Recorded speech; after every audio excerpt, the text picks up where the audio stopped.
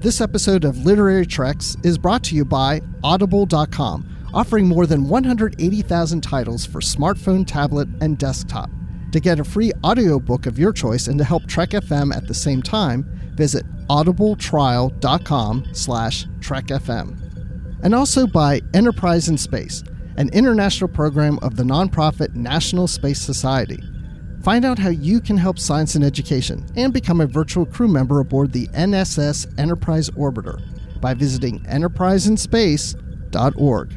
And if you want to join the conversation and share your thoughts on this episode, join the Babel Conference, our listeners group on Facebook. Just type BABEL into the Facebook search field.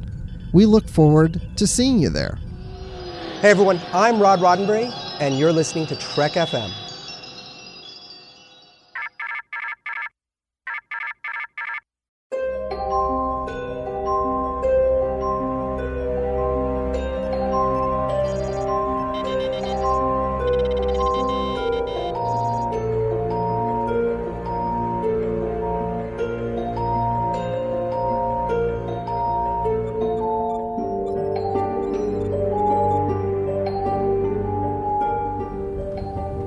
Are you taking all these books? I thought I'd take some light reading, in case I got bored. Hi, everyone. Thank you for joining us here on Literary Treks. You know, this is episode number 277, which means we've been doing this a long time. But I haven't been here the whole time. I just joined like a couple years ago. And when I joined, Dan Gunther was here. And Dan Gunther is still here. Dan, you're still here on Literary Treks. I am still here. You know, when you started with, hi, everyone, I wanted to go, hi, Dr. Nick, but that didn't happen. But yeah, no, I'm still here. Happy to be here, as always. Yes. And, you know, because we like to review Star Trek books and comics. That's what this podcast is all about, the official books and comics podcast of the Trek FM network. And on today's feature, we're going to talk about a Star Trek Titans novel. It's Sword of Damocles. So stay tuned for that. But before we do that, we have some news items, not like a lot of literary news items, but we have Comic-Con to talk about because as we record this, it's just a few days after Comic-Con had ended. And there wasn't any book news that was announced. I think we are going to get that at Star Trek Las Vegas. So we'll talk about that on a later episode. Of course, this episode releases right when that convention is happening. So with Comic-Con, we did get news about Star Trek Picard. And the reason I bring that up is because we got some information about that series that contradicts some of the continuity that we've had with the post-Nemesis novels. So I've been reading a lot online where, you know, Trek readers like us are freaking out. Oh my gosh!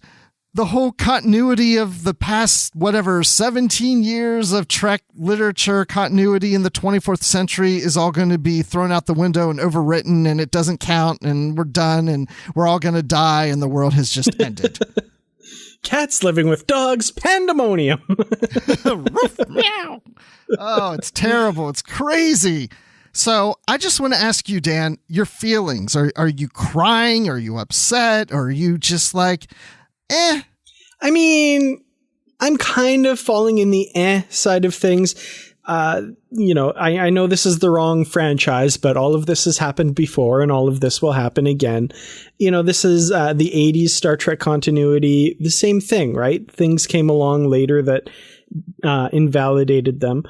I'm sad if this is the direction that it goes, that, you know, we won't get more in that continuity. But at the same time, when this news came out, those books didn't disappear off my shelf. They're still there, and we're still reading them right now and enjoying the stories in them. So, you know, the biggest thing that kind of people are pointing to as putting a knife in the continuity is the Picard museum exhibit at Comic-Con had a plaque or a information card on the model of the Enterprise E, and it says that Picard became an admiral in 2381 and then shortly after retired from Starfleet. And the novels are currently up to 2386, and he's still a captain on the Enterprise E in those. So doesn't seem like it'll be compatible, which it's unfortunate, but at the same time, someone else pointed out, and I kind of agree with that. I almost prefer that there's like a very clear, these aren't in continuity anymore, rather than like, well, maybe this will kind of fit if we squint and we can make this work. It's almost preferable to me that it's like, okay, no, there's this continuity that will no longer continue, and the canon continuity, which is separate from that now. Like, it's kind of nice, almost nice that there's just this clean break. Yeah, and I think I mentioned in some of the forums and on like Twitter or Facebook that, for all we know, we may call this continuity the Destiny timeline, just like there's the Kelvin timeline. It could be a different timeline or a different universe or whatever. And to me, that's kind of the easy way out, because that's kind of what you expect with Star Trek. I'd like to see the authors maybe be a little creative and maybe see if they can tie it in some way, in a very creative way. But again, I'm fine with that too. Like you said, it's like it's different continuity. You don't even have to say it's another universe or timeline. I'm just fine with saying these are stories that took a different direction than where things are going now. And you have both. I mean, it doesn't link up currently with Star Trek Online. The comics, the Countdown comics don't exactly link up, and I'm okay with that. And, when the other franchise, Star Wars, when this kind of happened to them, where they took all the old novels and said, now these are called legends and they're not part of the canon, some people were very upset. And I'm a light Star Wars reader. I've read a lot of the novels, so it didn't affect me as much as Star Trek, because I read more Star Trek novels than than Star Wars. But I often said to those people, I would be okay with that if it happened in Star Trek. I'm perfectly fine with this. So I've always expected that someday this could happen, and I'm okay with it. It's still there. It's good. They're just stories. Exactly. Now, I see here you've screen capped an interesting tweet that came out this week, kind of in the wake of that news as well, that has had a lot of people kind of interested here, from David Mack. Yes, he says, as more news from Star Trek Picard emerges from STCC, it's amusing to compare the reactions of fans of the Star Trek novels, "Oh no, they're burning down the entire 24th century Treklit continuity," versus the reactions of those of us who write the books, quote, "Relax, we have a plan for that," end of quote.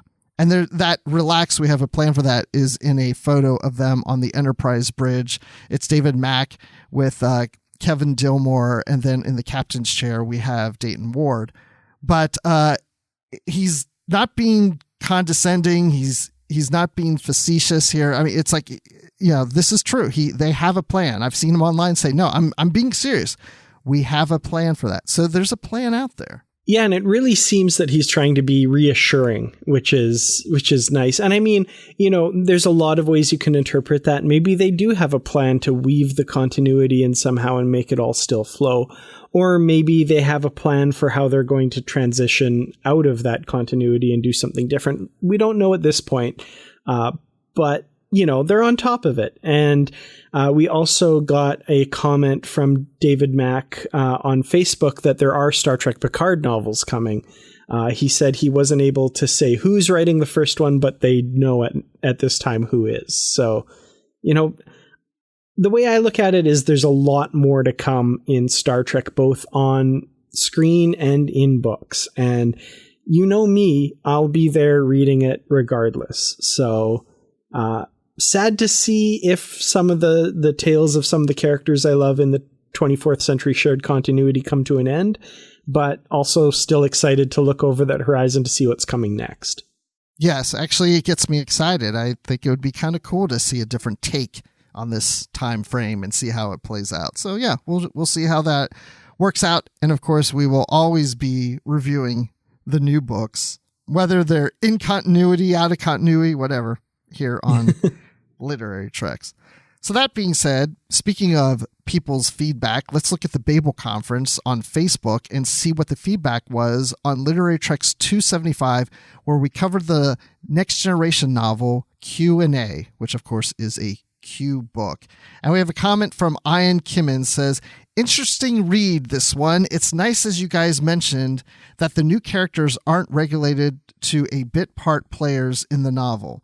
I feel in some of the post-Nemesis lit stories, we rely on a lot of Q and or the Borg, so I didn't enjoy this as much as you guys did.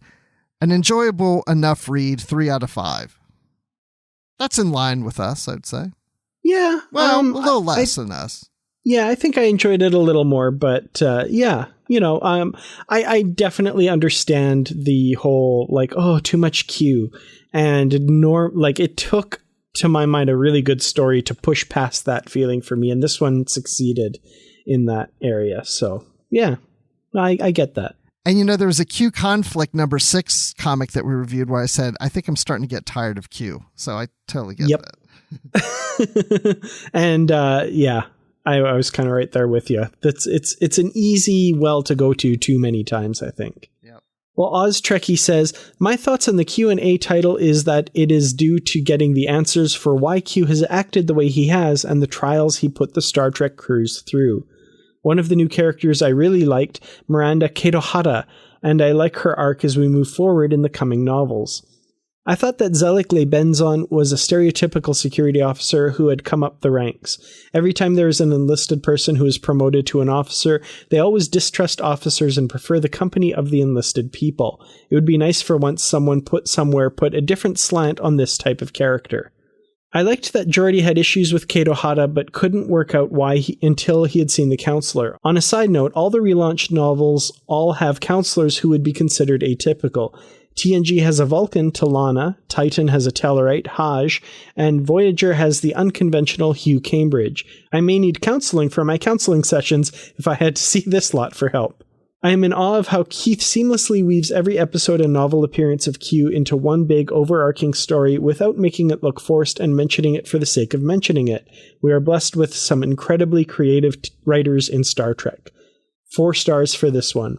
4 stars, okay, it's getting higher. We went from 3 on the last one, 4 on this one. Let's go to Matt Rushing, who used to co-host here on Literary Treks, and he says, looking forward to listening to this.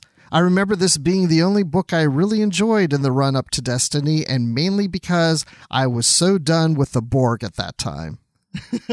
There's a consensus out there. It feels like, people start to get tired of the Borg, maybe start to get tired of Q. We keep going back to the well. Well, luckily there's no big Borg stories coming up in this storyline. Oh, wait. Well, yeah. Yeah, never mind. We'll get there.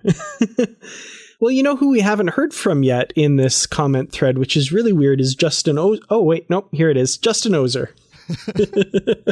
And Justin comments, I've only heard half of the episode so far, but I wanted to get my comment in to be read on the next show you record. I absolutely loved Q&A. The way all of Q's appearances are tied together and how everything unfolds is amazing. I also loved seeing chapters that included the Titan, Admiral Shelby, the IKS Gorkon, the Valdor, a Karama ship, and a Malon ship. Those are great and unexpected crossovers. Ketohara was fantastic and quickly became a favorite character, and Le-Benzon was very interesting. I loved all of the character moments in this novel in the midst of a grand and dramatic story. I hadn't read Q&A before, but now it's in my top 10 of the nearly 250 Trek novels that I've read. Woo! Wow. Top 10. Look, there. See, we're getting higher. Top 10 out of 250. Woo! Yeah, that's very high percentile. That's awesome. That's a 5 out of 5. It's got to be. Definitely. It's in your top 10 like that. So Kimberly Lawler says, adding another comment from Not Justin Ozer. She says, I enjoy Ketohara a lot. She had a distinctive voice I could really hear in my head. Like you said, sometimes when new characters are introduced with our crew, there's a kind of suspicion, but she and Le-Benzon are given prominent roles that work well. She also says that she likes her working out with Beverly and the dynamic with Geordi.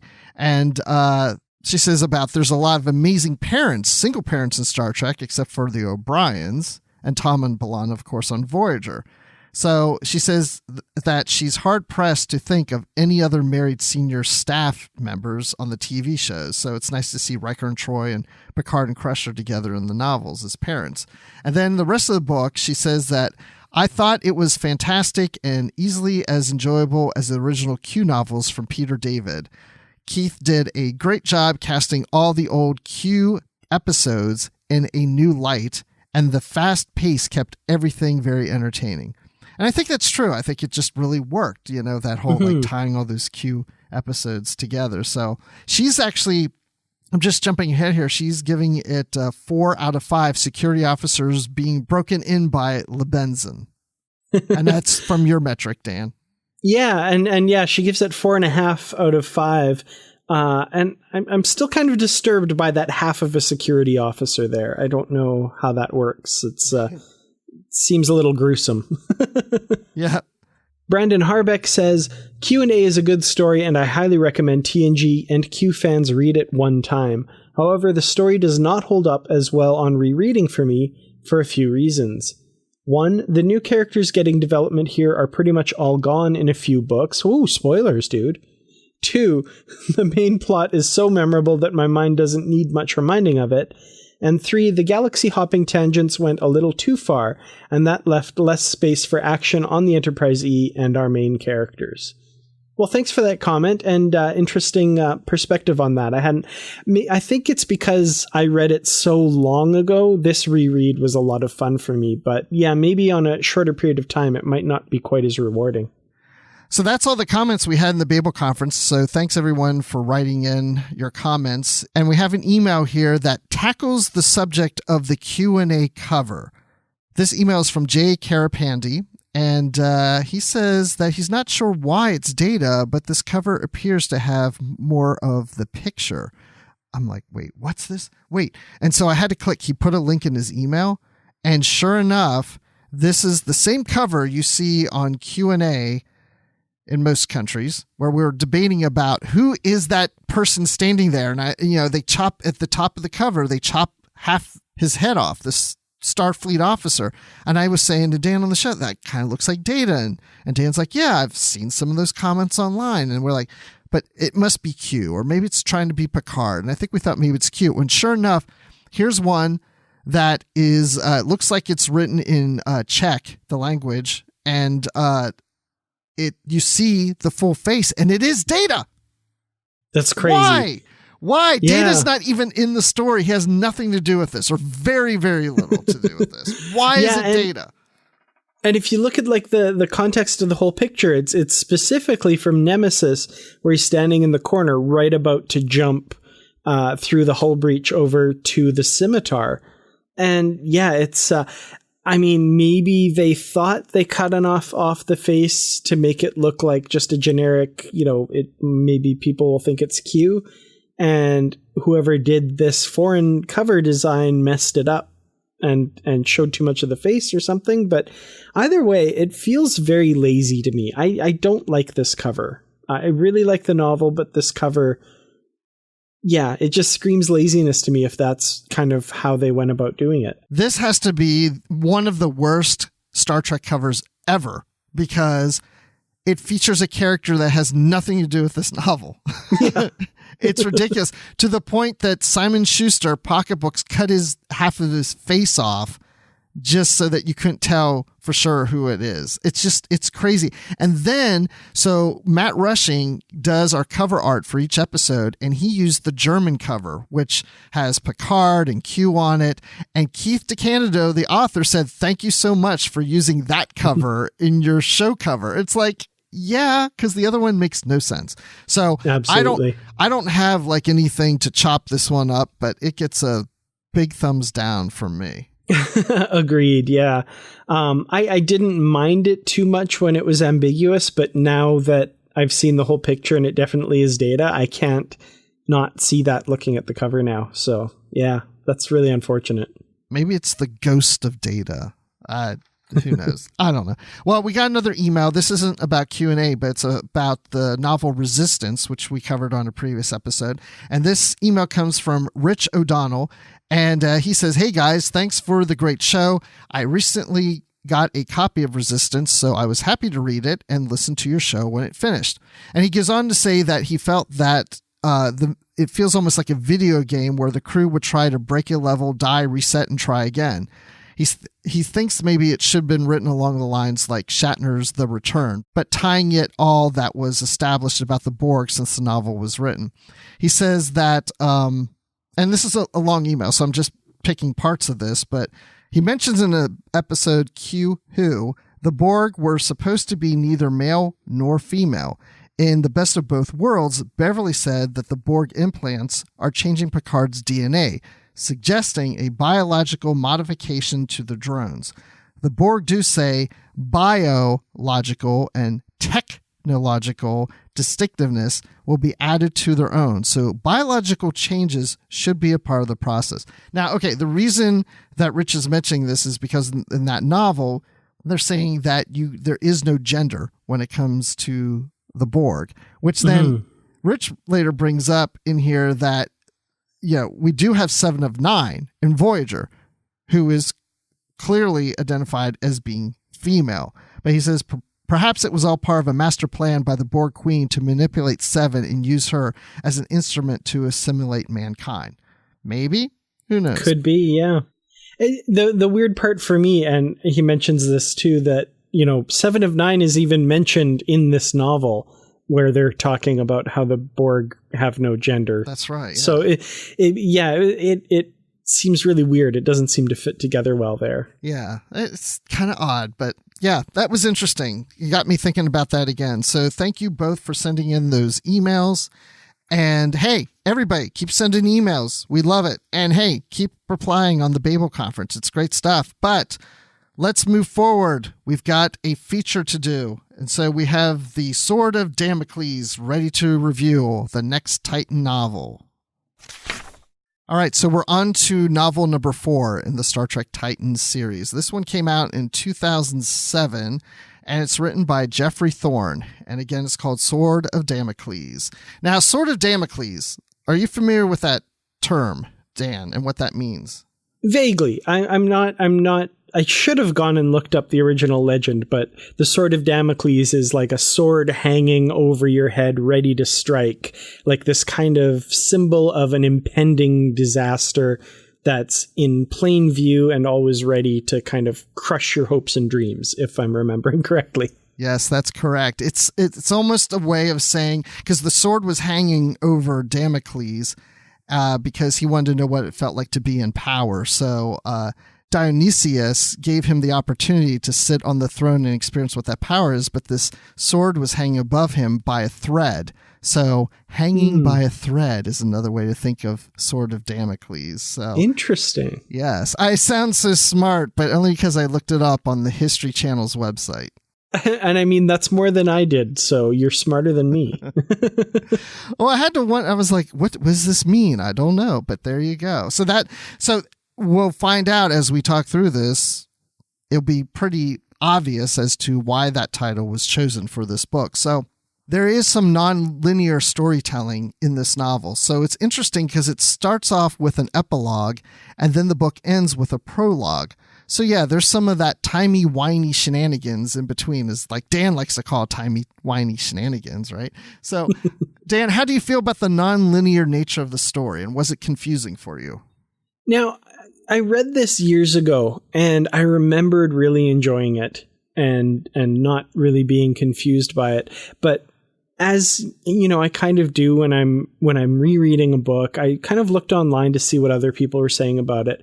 And a lot of people really didn't like it because they said it was very confusing with the kind of jumping around in time and stuff. So I was kind of worried this time around. I don't remember it being confusing, but getting into it, that was kind of what I was worried about. I didn't find it too bad. I was kind of able to follow the story. Maybe once we get into discussing the plotted detail, maybe I didn't follow it as well as I thought I did. But, I tend to like time travel type stuff as long as it's not, done in a really stereotypical way or a very, cliched way. And I think this was a really original type story that I had no problem following, and actually really enjoyed kind of how it was structured in a really different way. the very beginning, for example, this epilogue that we start with, you don't initially know who this character is that you're following, and then like little tiny clues kind of start to come out and you realize, oh, I think he referred to something Bajoran in nature. That's interesting. Right. And then you start to realize who it is because there's one prominent Bajoran character on the Titan. And I kind of like that little seeding of clues that keep me interested to kind of figure out what's going on. Yeah, and the epilogue, I went back and reread that since it's at the beginning of the book, and it's not really a true epilogue because it doesn't take place after the story, at the end of the story. It's somewhere like maybe like 2/3 of the way into the story. Which, yeah, it's a bit of a cheat. Yeah, it's a bit of a cheat. But I didn't notice that until afterwards because I was reading the show notes that you had put in. You mentioned the timey-wimey thing, and I was like, I didn't really think of this as being much like that, like a timey-wimey story or having problems. I wasn't really all that confused. There was other things I was probably more confused about, but the time placement of things didn't bother me. I wasn't confused by that. It wasn't one of these stories where we're jumping from one time to another and to another and another. At least it didn't feel that way to me because there's certain things, as we'll talk through the novel, where we find out that something's taking place in a certain time, but that's revealed later, and it didn't necessarily confuse me. It just was, oh, that's interesting. This is taking place in this time. Didn't even realize that, but it wasn't something that I got lost on, I guess is what I'm saying. But like I said, there's other things that were a little more confusing to me besides time.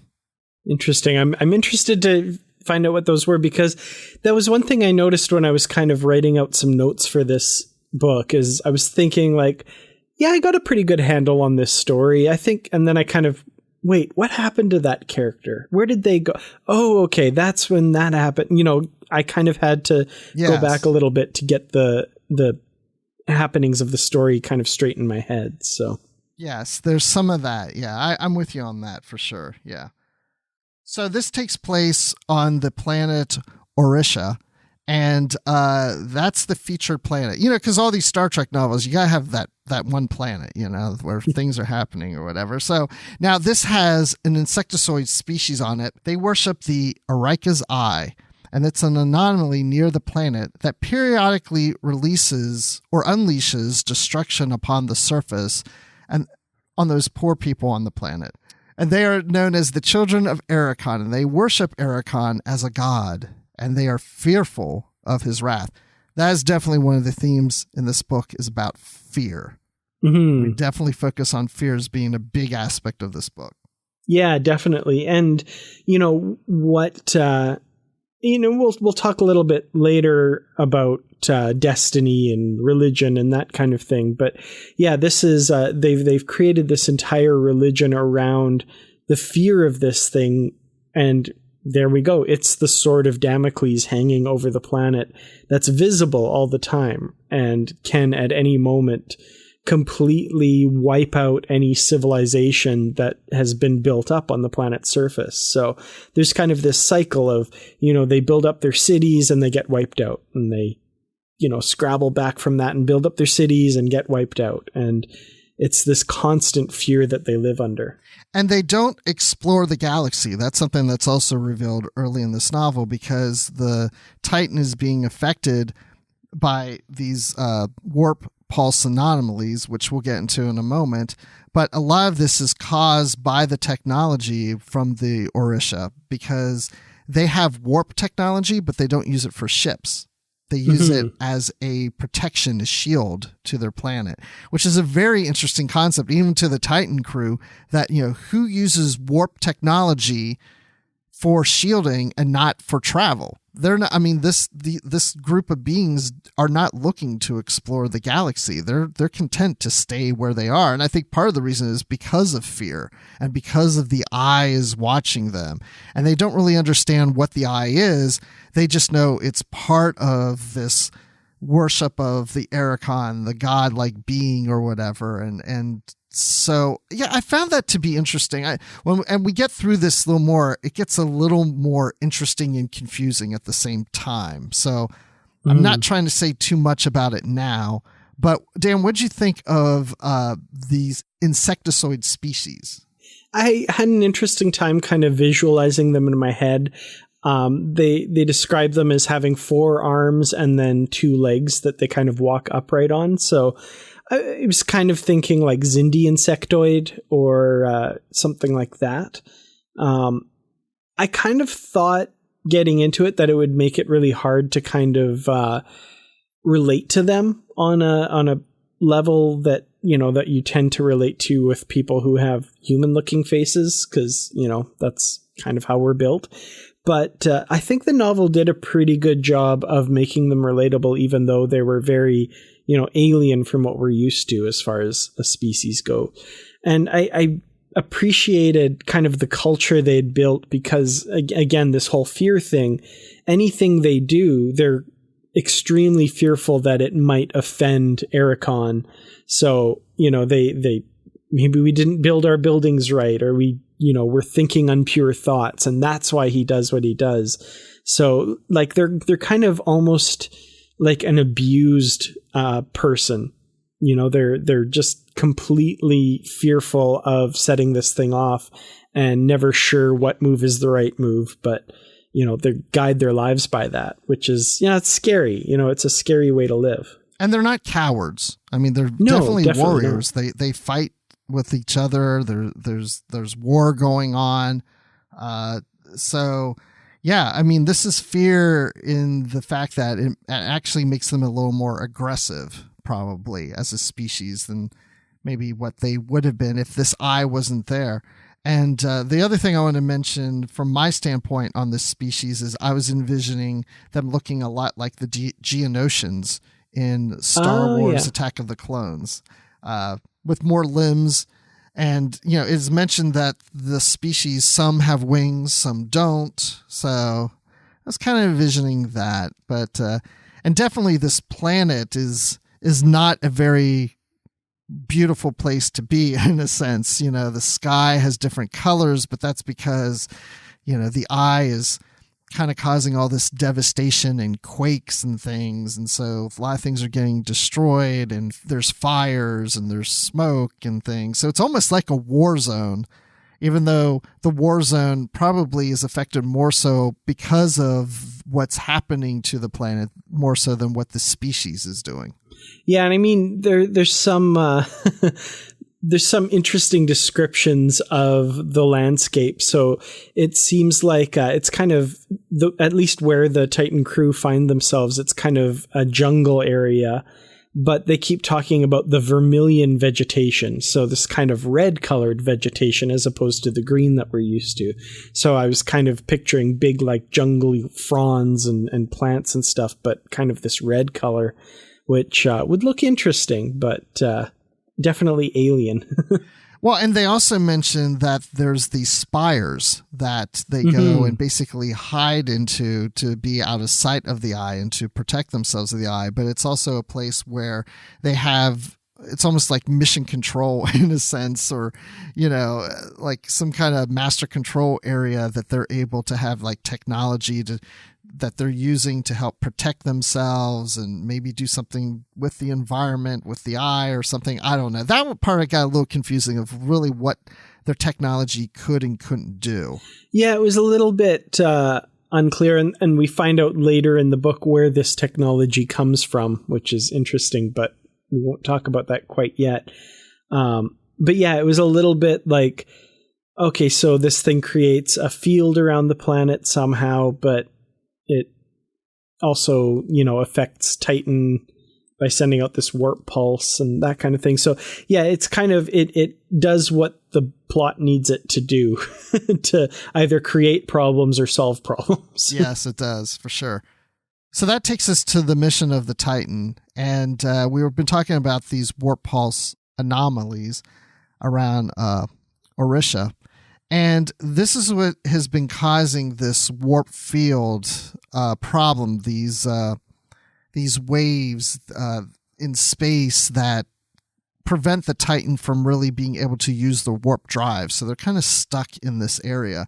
So that's what's causing the Titan to have an issue and get involved in this, because they can't move. They're just sitting there. Yeah, they could use impulse drive, but that's not going to get you very far very fast. And they can't use this warp technology. So now that they're stranded here and they realize that this warp pulse is coming and affecting them, they need to go to the planet to talk to the Orisha about turning off whatever device they're using to create this warp pulse anomaly. But here's the funny thing. I love the conversation here where they start to have the debate. Well, is this breaking the Prime Directive? Because the Orisha aren't in space, but they have warp technology. And the Prime Directive states that, if they have warp technology, then first contact's allowed. But the crew is pointing out to Riker, well, but they're not in space. When we say warp technology, we mean they're using warp space flight, and they're not. Mm-hmm. So there's a debate going on there, which then Riker decides it's worth going to see them because they're stuck anyway. They got to get out. Yeah, and it's an interesting debate because, like you said, they technically meet the textbook definition, but at the same time, that's, the whole reason for it is they're out there, they're going to make contact anyway. So, you make contact with them kind of thing. But, the argument becomes academic very quickly because, like you said, they need to be able to get out of there. So the funny thing is they're still too far away from the planet to get there, on impulse or anything like that anytime soon. So the solution I thought was really cool. The Titan is affected by these anomalies and can't go to warp, but anything inside the Titan is shielded from those anomalies and can create a warp field. So they decide to take a shuttlecraft from inside the Titan, basically open up the doors and go to warp while still inside the shuttle bay, and just kind of ride it as long as they can before the warp field collapses, and that should get them close enough. And I was like, that's kind of cool. I want to see it. And my mind flashed to like the Millennium Falcon going to hyperspace inside the bay of Han Solo's ship in The Force Awakens. That's pretty cool. I'd like to see Star Trek do that. Yeah, just shoot off as far as we can go until, we can get close enough to the planet to at least beam down. But yeah, that was pretty cool. No, I like that part too. That was very interesting. There was concern that there could be damage to the Titan by doing that, which I don't think they really clarified. It doesn't sound like they really had damage caused from that. It sounded like they said like, oh, it'll be fine. There'll be like a blown out bulkhead and some scorching or something, but they never really brought it up again. It was like, it'll be fine. You can clean it up once we're gone. It'll be okay. So I would have been curious. I would have liked to have seen that damage afterwards, but they just say like, it won't be too bad. There'll be some damage, but not bad. But we never see that again. Yeah. And on the ship are Vale, Troy, Carew, Rahavari, Jaza, and a new character, Modin, who is all golden. We keep bringing up Star Wars and references, and now I'm bringing up C-3PO. Now, she's not C-3PO, but she's all golden. But she's not a robot. But, Jaza finds her quite interesting. And so they're on the shuttlecraft, and they're trying to get to Orisha. And again, so that they would stop the experiments with those warp pulses. But they encounter a ship. I guess it is the Eye, because I remember it saying it brings like a tail up over itself like a scorpion, and it's shooting out these like pulses or its own weapons towards the shuttlecraft. So that's not the Eye? Though, no, right? That's a ship that the Orishans have created, kind of thing. Right, because we get more information about the Eye later. But at this point, I was starting to wonder if it was the Eye.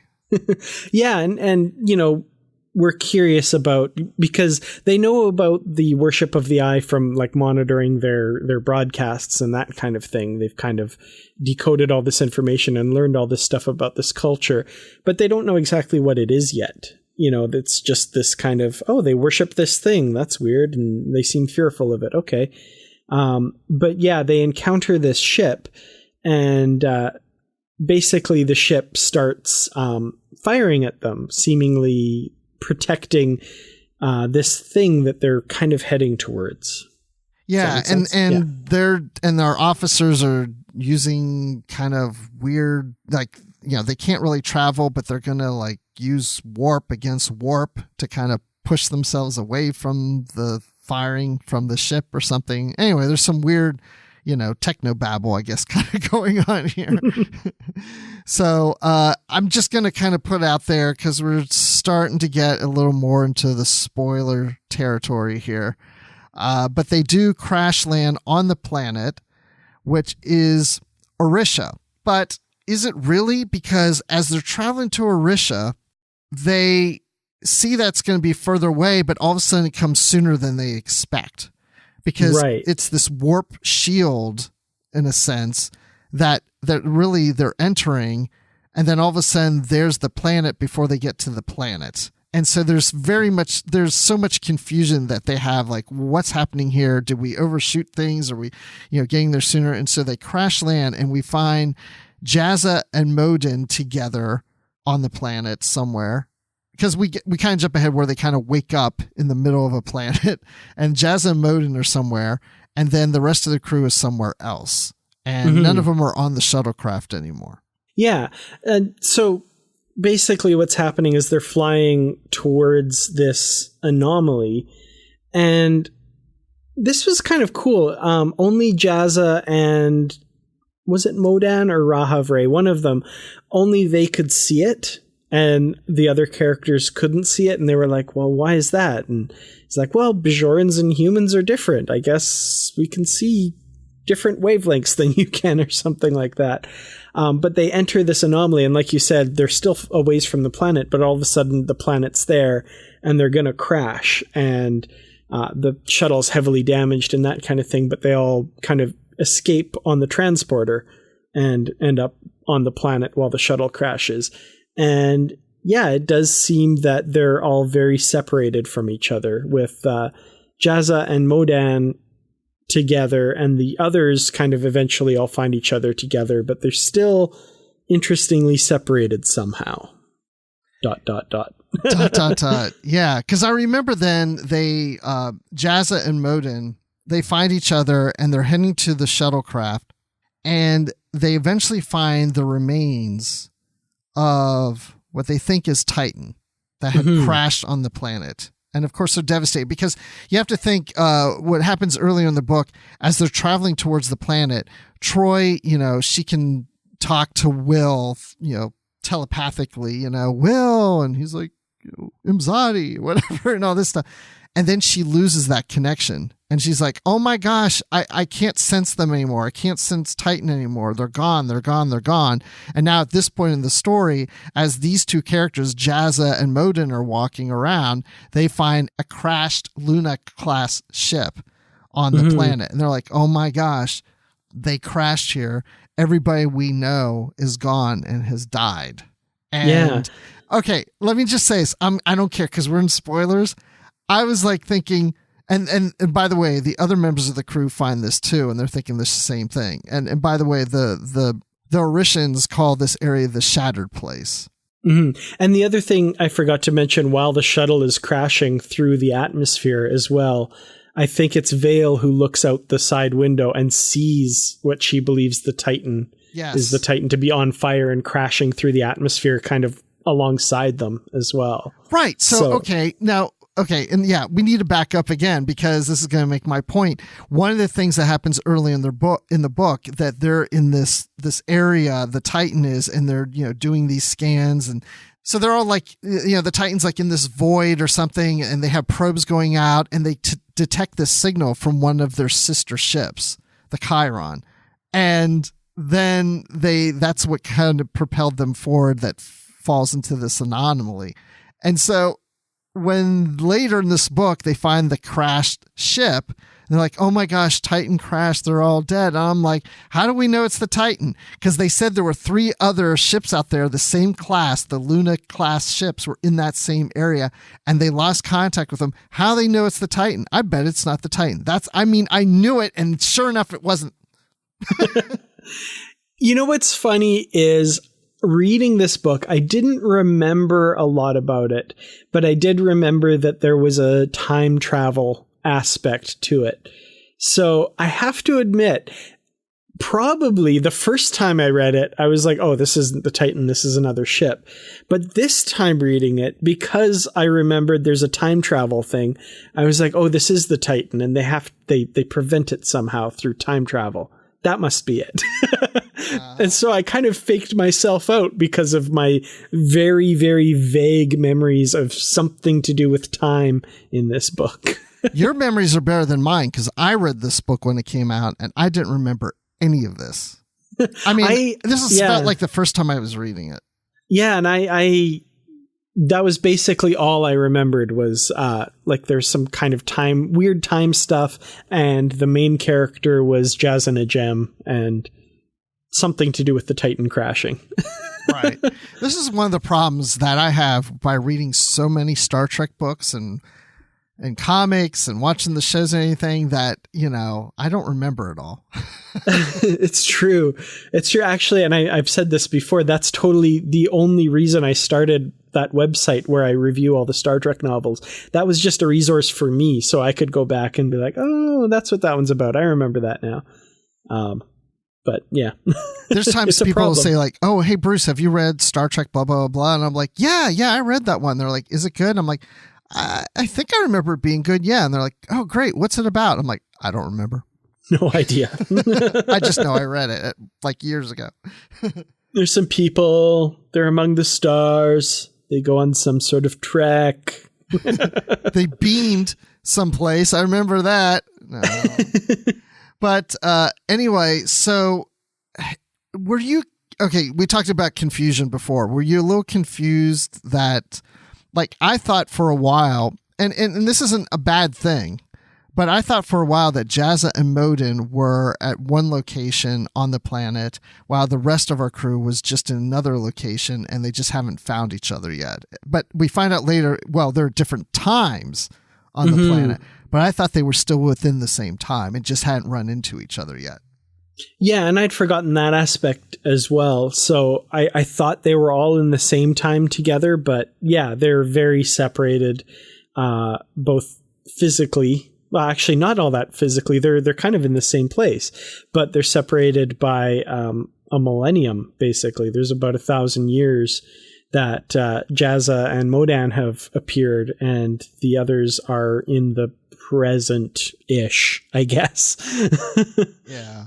So, yeah, it was a little... At first, I'd kind of forgotten that, and it took a little while for it to kind of click that that's what was going on. Yeah, because I remember at one point they were both around the shattered place, and I thought, oh, they're all going to meet up now, and then it didn't happen. I'm like, how did they miss each other? And the clues that kind of got me there was they kept describing the Orishan civilization as being at peace, and they're all kind of working in harmony worldwide, in service of Ericon or whatever.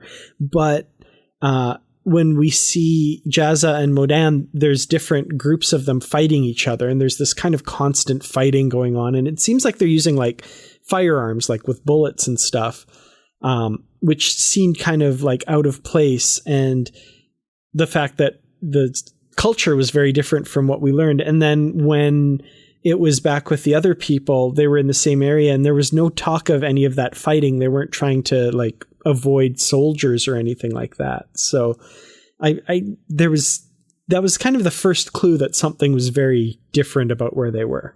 And maybe that goes back to what you were saying earlier about the timey-wimey thing about getting confused. So I guess at some points like this, I was feeling confused, and maybe because of that timey-wimey thing, because it was like, I expected them to all kind of be there. And like you said, there's more of like this war going on and gunshots. And then with the other group, that wasn't happening, even though they're all kind of in the same general area. And I just assumed that the other crew members hadn't come upon haven't come upon that yet or something. But I guess the thing is, you're supposed to be confused at this point. You know, Yeah, that's I think the intent.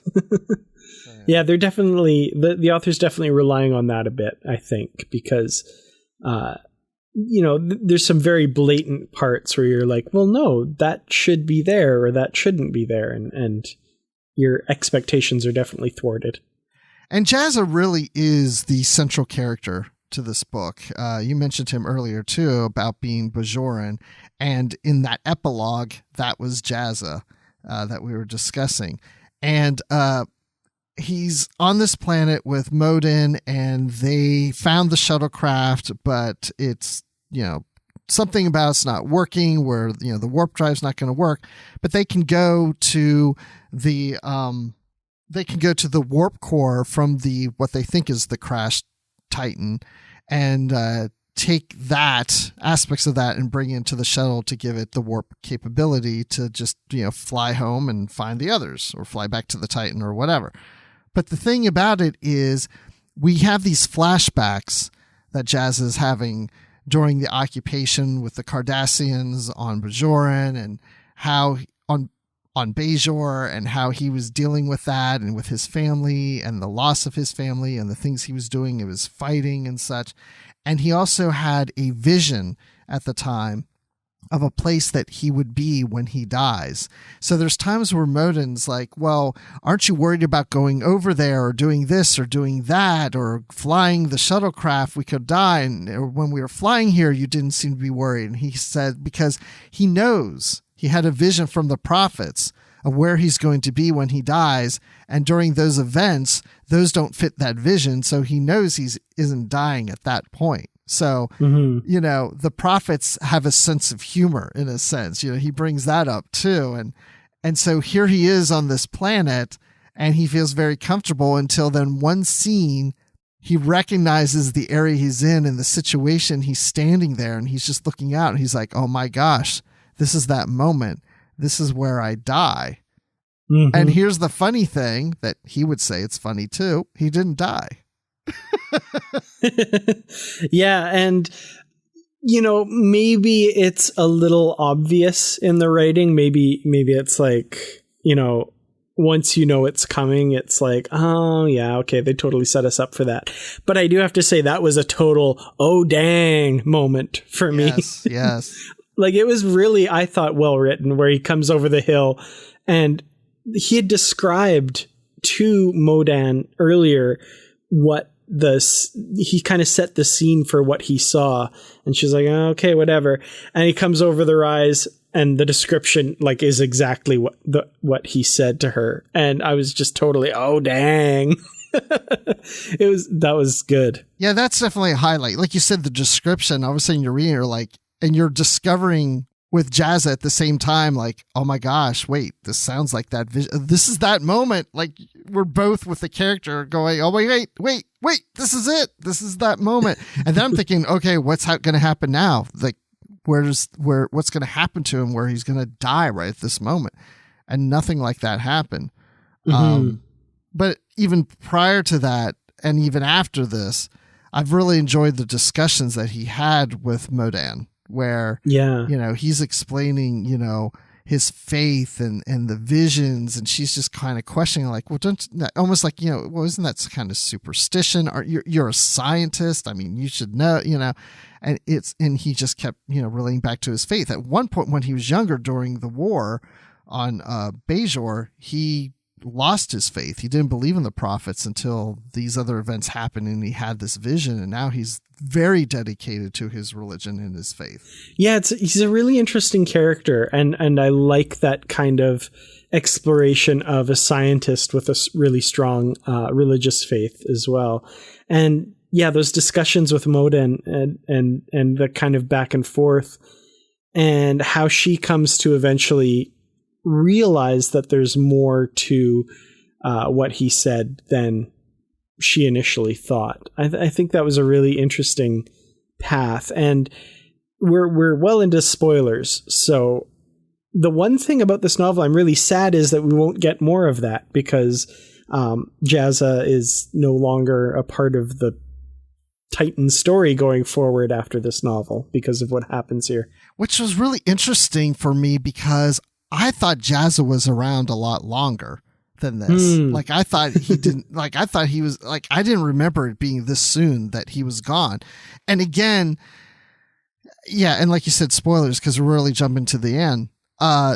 He's not dead per se, but he does die. And the reason I say that is it's almost the way that Modan was telling the other crew members when they eventually reunited. She said, he's dead, he's gone. And they're like, how do you know? Did you see him die? We need to go back and get him. And she's like, no, he's gone. Because she knew that the two of them had traveled 1,000 years into the past. And that's leaving him behind now that she's back into her present. Well, of course, he has now since died over the last, he didn't live for 1,000 years, so she doesn't know how he died. He may have died of old age. He may have been killed or whatever, but eventually he did die.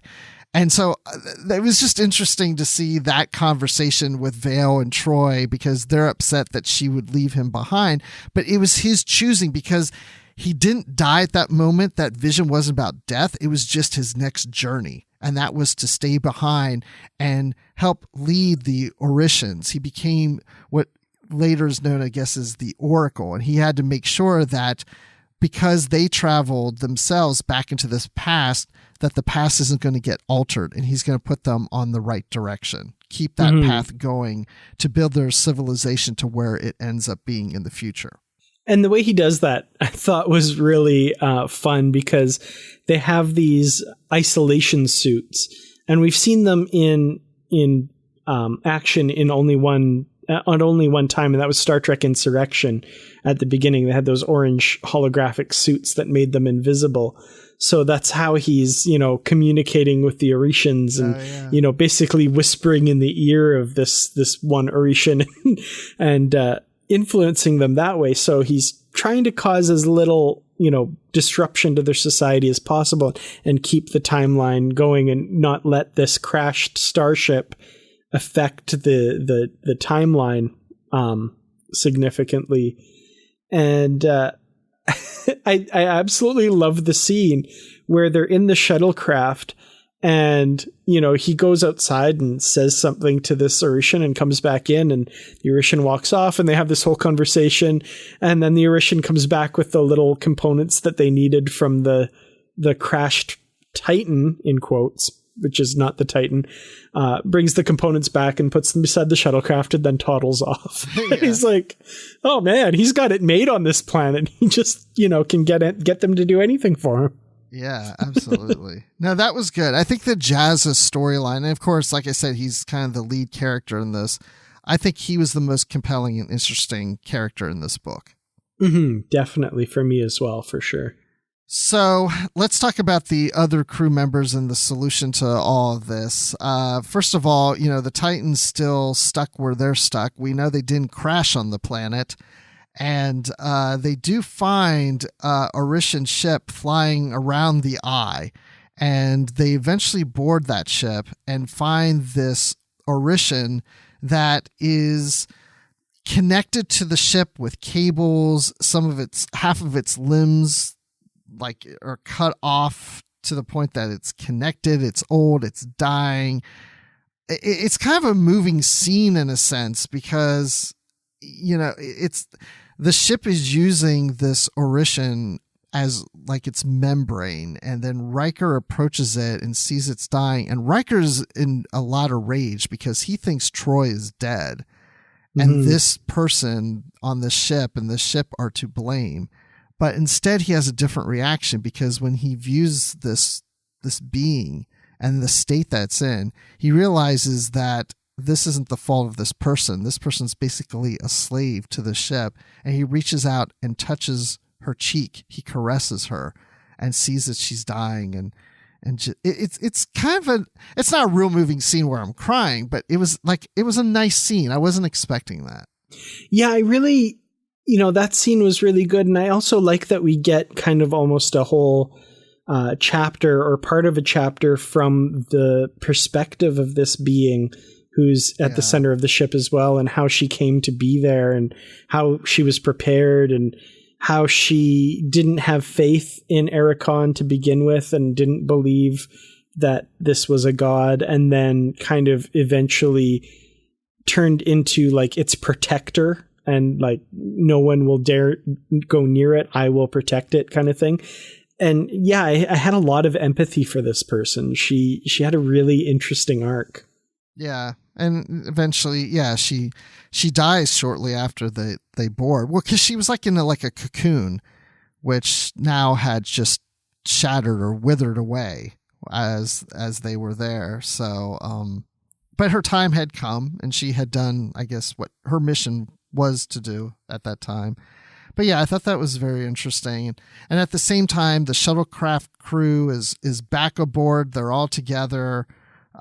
Because Moden is on the shuttlecraft and is approaching the eye, and I guess because of the time distortions, she's able to then locate the other crew members who are at a spire, and they're all beamed back on the ship, and then they beam back down to the spire, and they're trying to help all the people, and as you know, the planet's going through these quakes, and they're trying to rescue people, which was an interesting way too. They were using their shields to captures these civilians who are climbing up like higher, like buildings are starting to collapse or whatever, and they would try to get to the high point of it, and then they would use these shields to kind of like chop that part that they're standing on and fly them away in the protected shield. That was kind of cool. Mm-hmm. That's something I've never seen in Star Trek before, but it makes sense. Yeah, it was a neat extrapolation of the technology. I kept having fun kind of trying to picture that exactly, and how like a filmmaker would make that come to life on the screen or something like that. And it was kind of interesting to visualize. Yeah. And then eventually they do, I'm not going to go on all the details or anything, because again, it's a little bit confusing, but they eventually get back to the Titan because, the Titan's trying to essentially attack or try to do something to that warp pulse shield, and the shuttlecraft's trying to come on the other side, and one doesn't know what the other's doing or whatever, but eventually they get to each other, and everybody lives happily ever after except for Jaza, because he's left behind. But at the same time, they had an Orishan on the shuttlecraft, and she started to see what they were trying to do, that they actually were trying to help them and try to save them. And they explained to her what was going on with that warp technology they were using, because the eye was actually the planet Orishan. Does that make any sense? I mean, it's a little weird to kind of wrap your head around, but I think it kind of made sense in the end. And it's like all these time displacements. All these time displacements are going on or something, and they're all visualizing the planet, that they're on the planet, but they're seeing the planet in the sky. It's the same planet, and they're calling it the eye. And because of all this displacement, and it's like the planet's trying to move from one time realm and the other, and that's what's causing things to kind of shake and get disruptive. And because it's like trying to move one person from one dimension to another while keeping themselves in the other dimension, and that's kind of how it was explained. Yeah, and I mean that's kind of how I understood it as well. It's I think it's interesting that the whole cause and effect thing of it, and that whole duality is kind of cool, and that they were the ones causing the problems to begin with, kind of thing. Does it make a whole lot of sense? Maybe not, but it's Treknology. We can kind of let it make as much sense as it needs to, I guess. Yeah, but I think that's part, again, there's just aspects that were a little confusing, like that, mm-hmm. or just hard to get my head around. I had to go back and kind of do some rereading or flip back a chapter or something like that. But yeah, eventually, long story short now, the Orishans were able to stabilize their warp pulse technology that was causing all this disaster and stuff that was happening and such. But Dan, where did this warp technology may have come from?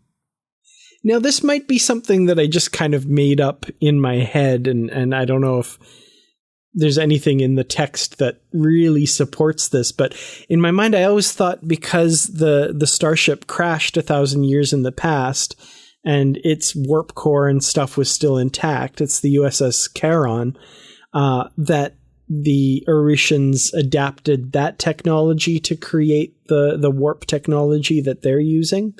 And I don't know if I'm just completely making that up or if there's something that said something like that, but that's just kind of how my brain organized everything. And I didn't realize until after that maybe that's not the case because you didn't get that when you were reading it. I didn't get that when I read it, but it makes sense to me because there was nothing that was really described on how they were able to develop this warp technology.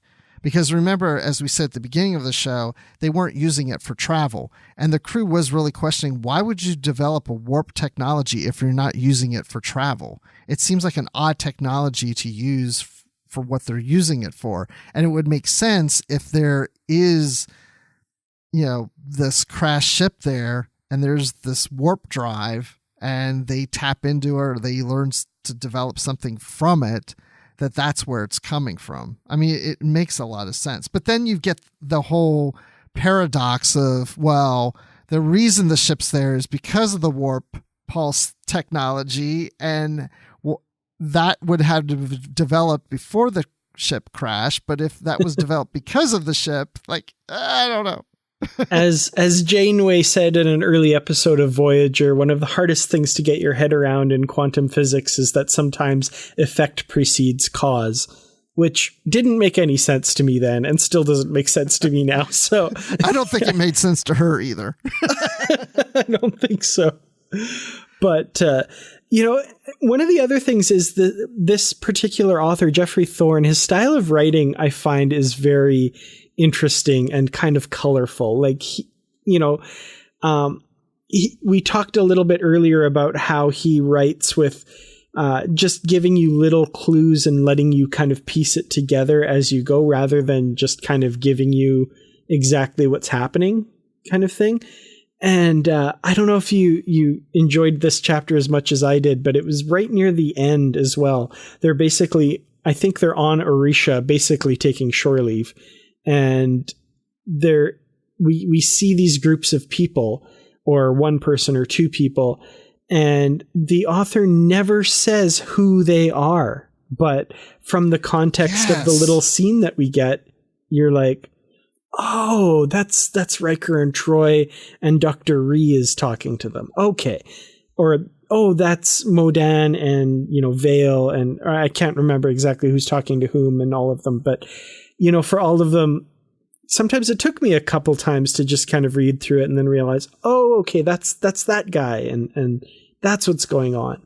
I don't know. What did you think of that? I found that really interesting. I did too. I didn't like it the first time I read it because I'm reading it. I'm like, okay, I'm confused. Who are we talking about here? What's going on? Because each section would start off with, he approached, so-and-so, he, and then next thing she, and I'm like, well, who is he? Who is she? You're not telling me who the characters are. You're telling me who they're approaching, but you don't tell me who it is that's approaching them. And so after I finished reading it, the next day I went back to that chapter. I'm like, what am I missing? I must have missed something. And from what I can tell, there's a certain pattern, and maybe I'm wrong, but the pattern is that, and I don't remember exactly the characters at this point, but the first scene starts with two characters. Then the next scene starts with, whoever, he, blah, blah, blah, blah. And it's one of the previous characters in the other scene. And so if it says so-and-so approached Vale and talked to Vale, blah, blah, blah, blah, blah. Next scene is she approached whoever. And then I'm thinking, okay, well, she would be Vale. The baton was handed to the next character.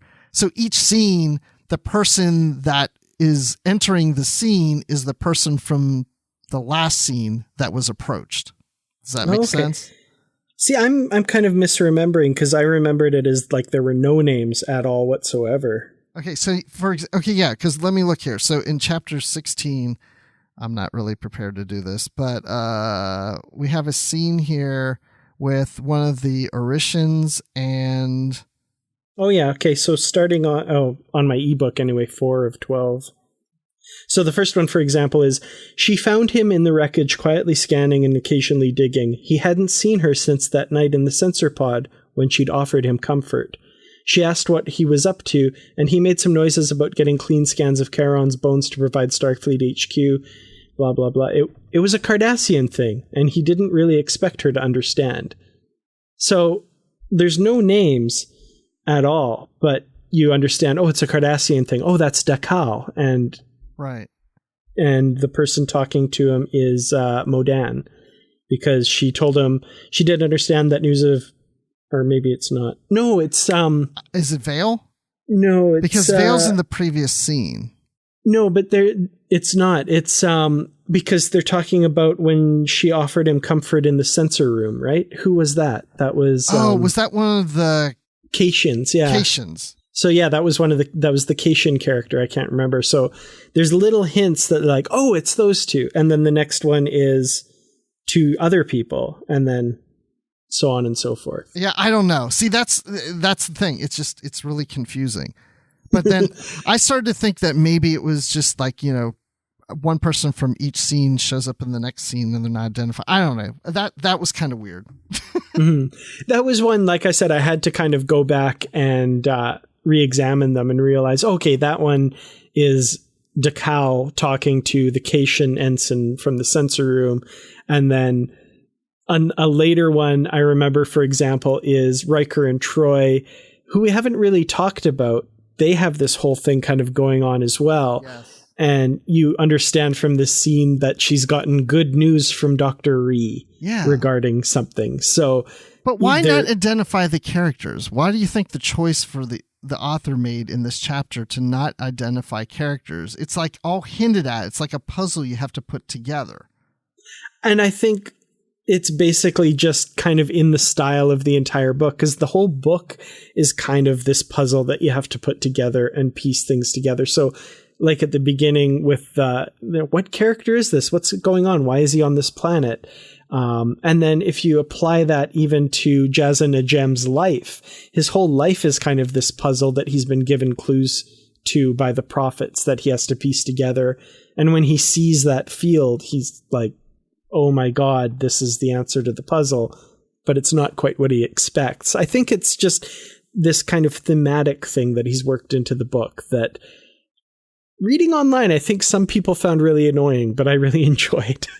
Yeah, it's definitely causing an interesting conversation and us speculating. So I guess that's what he was trying to do. Yeah, I'd say so. And I know based on what I've seen, opinions on this book are very polarized. So, I don't know. It seems like people either really liked it or really didn't like it. Yeah, I can see that, because you mentioned Will and Riker, and I'm glad you did, because I was going to bring this up now. That's some of the problems I had with the novel, not serious, but there was a lot of times, especially in the first half of the book, where there's a lot of our characters that are not getting along very well, like Vale and Troy were kind of going at it with each other. Vale says, I need you, Troy, to be watching Rahav Ray, in engineering. He's acting crazy, and that's your job. And Troy's just like, don't talk to me that way, Commander. I was like, wait, what is going on with these two? And then, Troy and Riker aren't getting along. And then, of course, Jaza and Rahavari are not getting along. Like, it's just like, I was like, wait, is there something going on? Is this anomaly causing people to be pissed off at each other or something? It was kind of bothering me. And again, it kind of goes into that, the way he's crafted the novel, because you're seeing the effects of what's going on, but you don't get the pieces as to like what it is that's causing it till later. So we learn that Riker and Troy aren't getting along because they're interested in having a child, and they're coming to some disagreements about some stuff to do with that, because he wants to be a little overprotective of her and she's bristling against that and that kind of thing. And you don't find that until much later in the novel. Right. So I think it's kind of this whole theme that he's put in to just kind of give you little clues and then more clues as you go along to kind of piece it all together. And that was the one thing I did remember previously reading this novel. So early on, I knew why that was going on without him revealing it, because I did remember that. Mm-hmm. And a big part that I remembered was, of course, the follow-on to that, this story that we'll get in the Destiny trilogy, that's why I remembered. That's why this is happening too. Yes, the Destiny trilogy, which we will be getting to in just a few months. It looms. It does. Okay, well, before we wrap up this novel, because we're at the end of it, I do want to mention one other thing that makes this novel unique, and that is the fact that this is the fourth Titan novel, as we mentioned before, but we never seen the Titan, the U.S.S. Titan. We've never seen that starship. Well, that's because they hadn't designed it yet, and there was a contest held where anybody could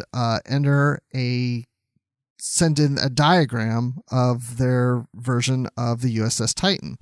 And that winner was Sean Tourangeau, who won the design competition for the Titan.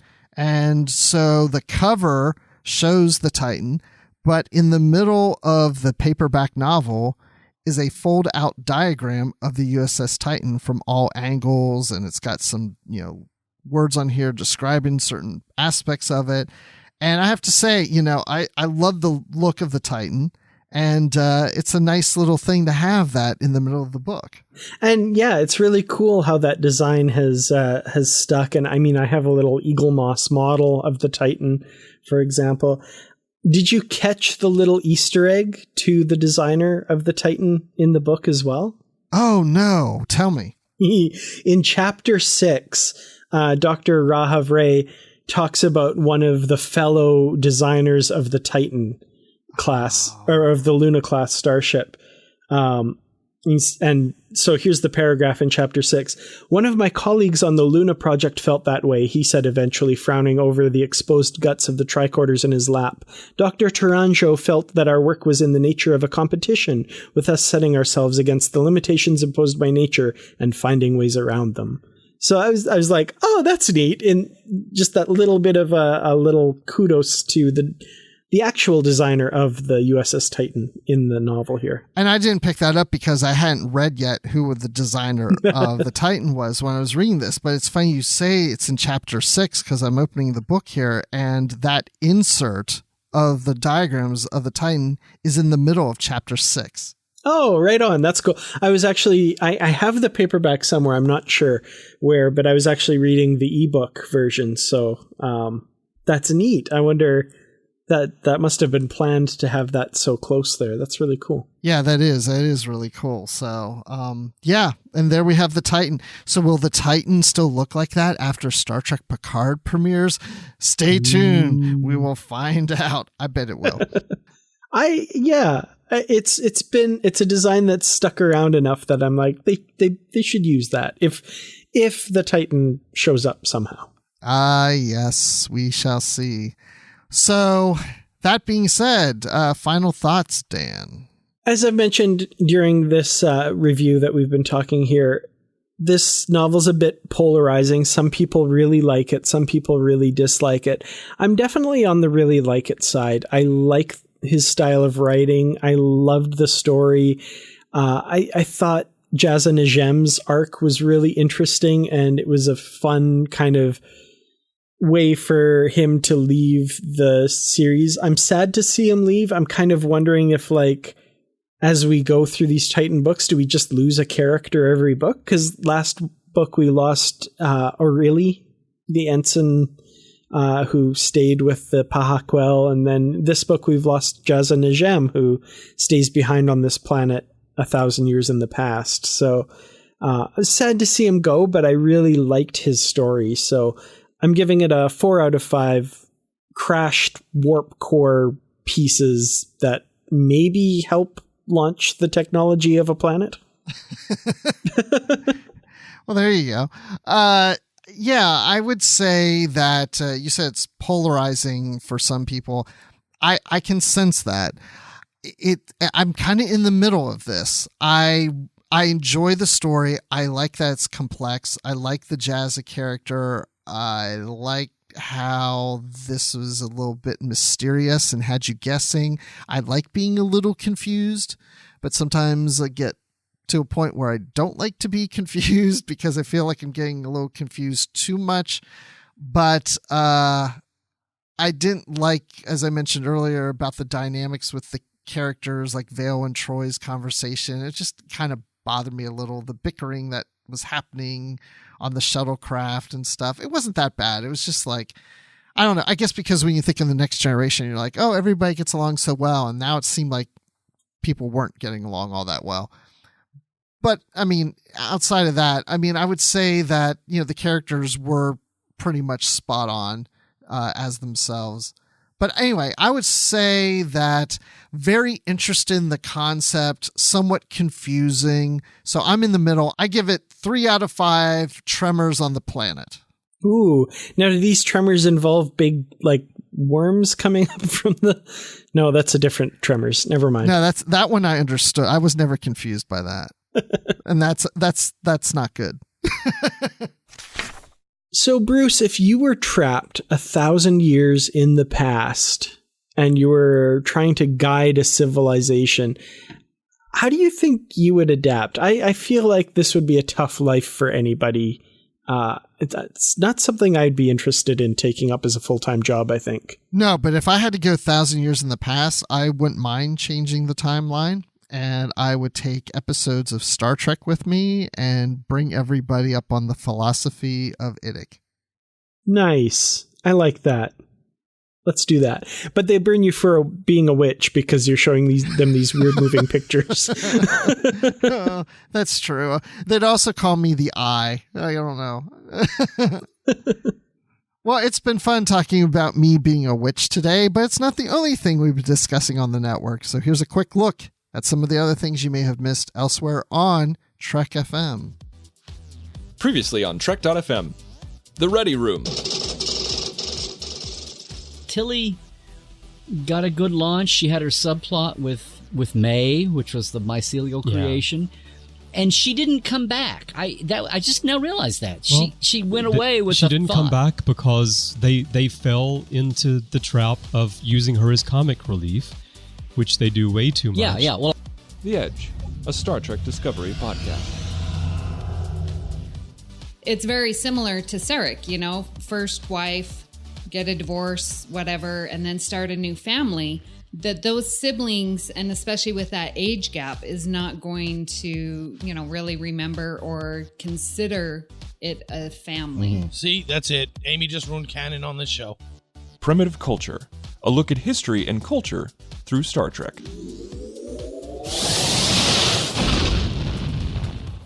Even that song, the way they sing it, I find it hilarious. You know, Terry Farrell clearly can't really be bothered to sing a song, and she's like almost speaking it. Adrian Brooks, meanwhile, just absolutely goes for it and sings. Not only does he sing it, but he sings it in this very kind of like, Hello, Marine, 1, 2, 3.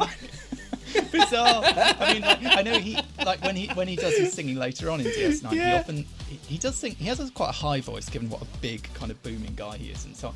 But he doesn't just sing the song. Yeah. He kind of commits to. I'm doing a silly nursery rhyme dance. He does commit. Thing. Yeah. The 602 Club. Yeah, like that scene on the plane was so meaningful to me dealing with that, because it's like Happy is just providing the equipment and saying go, and letting Peter fiddle with it to create himself a new suit. But you see that the way that he's working with the computer, it's, you know, that computer screen that's projected into the air like Tony uses. And he's like grabbing things and moving them and zooming in and out and making, like, you know, mannerisms and calculations like Tony always did when he was working on something with Jarvis. And you see Happy look at him and smile like a father looking at his son. And that's what else is happening on Trek.fm. Boom chakalaka, boom chakalaka. Check out all these shows and join the conversation about your favorite corner of the Star Trek universe and beyond, and you'll find us wherever you get your podcasts. If you're an Apple user, be sure to hit the subscribe button in Apple Podcasts on iPhone, iPad, or Apple TV, or the desktop iTunes app to get the latest episodes as soon as they're published. And please leave us a star rating and written review. If you're not an Apple user, we've got you covered as well. You can find our shows on Google Play Music, Stitcher, TuneIn, Spreaker, SoundCloud, Windows Phone, YouTube, in most third-party apps, and you can stream and download the MP3 file from our website or grab the RSS link. Yes, that's what you can do. And if you'd like to help us keep our shows coming to you each and every week, you can become a patron of the network on Patreon. Visit patreon.com/TrekFM. That's patreon.com/TrekFM. Perks include early access to episodes, exclusive content, producer credits, and more, available through our special patrons website, Patron Zone. It requires a great deal of money to produce, host, and distribute these shows each month. We really appreciate any support you can give us and hope you'll join the team. Again, you'll find all the details at patreon.com/TrekFM. No, I'm just kidding. We'd love to hear your thoughts on today's show, and there are many ways for you to do that. The best place, of course, to join in the larger conversation is the Babel Conference. That's our listeners group on Facebook. Just type Babel, B-A-B-E-L, into the search field on Facebook, and it should come right up. If you'd like to send us an email, you can use the form on our website at trek.fm/contact. Choose to send to a show and select Literary Treks, and that'll come right to us. You can also find the network on Twitter, we're at TrekFM, and on Facebook at facebook.com/TrekFM. Hey, you can find us on the Goodreads group, where we have a bookshelf with all our previously covered books, as well as the currently reading section, so you know what is coming on the future shows. And there's all this conversations going on about all kinds of great stuff and the books and the comics and all that stuff. And just search for Literary Treks and Goodreads, and you just click you just click join group, and you're good to go. And we'd like to thank Norman C. Lau, Ken Tripp, Greg Rosier, Brandon Shea Motella, Justin Ozer, and Jeffrey Harlan for their support of Trek FM, the network, and being associate producers for Literary Treks as well. So Dan, tell us, where can people find you when you're not flying into an eye? Well, when I'm not doing that, you can certainly find me on Twitter. I'm at Kertrats. That's Kertrats. You can also find me on youtube.com/Kertrats Productions, where I make videos about pretty much anything to do with the Star Trek universe. You can also find me on facebook.com/Kertrats Productions. And of course, you can find me in the Babel Conference, usually lurking, but sometimes commenting, but not often. Now, Bruce, when you're not wearing some sort of virtual reality headgear and flying a weird probe around, where can we find you? I'm lost. I don't know where I am. I'm so lost. I don't know where I'm going. But you can't find me because I'm lost. I don't know where to tell you I am, so don't worry about it. So anyway, thanks to everyone for... No, I'm just kidding. No, you can find me on Twitter at Admiral_Rex, and you can find me on the Star Wars Report podcast.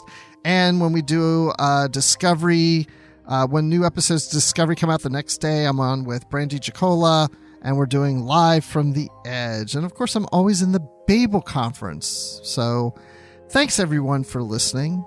And until next time, live long and read on. What do you call that, light reading? To each his own, number one.